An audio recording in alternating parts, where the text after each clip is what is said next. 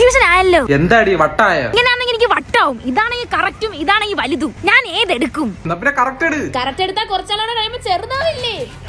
എന്നാ പിന്നെ വലുതെടു. വലുതെടുത്ത ഇപ്പൊ ഇടാൻ പറ്റത്തില്ലല്ലോ. എടേ പറ. നൂതുമ്പോ തണുപ്പും നാക്കുമ്പോ ചൂടുവാ, അതെന്താ? ഞാൻ അങ്ങനെ കാണിക്കാറില്ല, അതുകൊണ്ട് എനിക്കറിയില്ല. എന്തൊരു സംശയം എടേ പ്ലീസ്.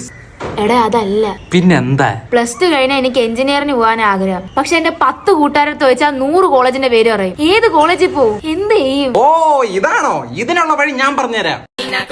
ഗൈസ്, ഇതാണ് ചാത്തന്നൂരുള്ള MES institute of technology and management.